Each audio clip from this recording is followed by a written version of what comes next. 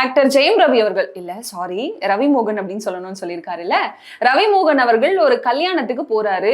கூடவே வந்து பாடகியான கெனிஷாவையும் கூட்டிட்டு போறாரு. இதுதான் சோசியல் மீடியா ஃபுல்லாவே வைரலா இருக்கு. ஆக்சுவலி ரவி மோகன் அவர்கள் ஆர்த்தி கூட டிவோர்ஸ் அப்படின்னு சொல்லிட்டு ஒரு பேஜ்ல இன்ஸ்டாகிராம்ல அனௌன்ஸ் பண்றாரு. அந்த நோட்டீஸை பார்த்த எல்லா ஃபேன்ஸுமே பயங்கரமா ஷாக்கிங் ஆயிட்டாங்க.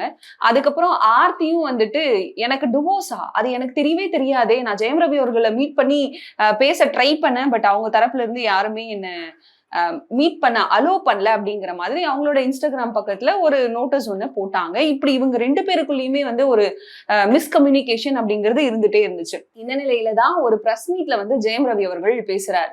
அப்போ வந்து என்ன சொல்றாரு அப்படின்னா, ஆர்த்தி வந்துட்டு என்ன ரொம்ப கண்ட்ரோலா வச்சிருந்தாங்க. எனக்கு என்கிட்ட ஒரு பேங்க் அக்கவுண்ட் கூட கிடையாது.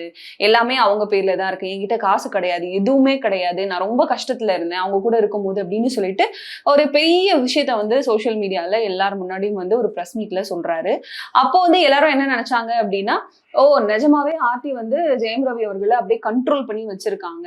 அவங்கதான் எல்லாத்தையுமே அவங்களோட பினான்சியல்ல இருந்து அவர் என்ன பண்றாரு அப்படிங்கிறதுல இருந்து நோட்டீஸ் பண்ணி வச்சிருக்காங்க.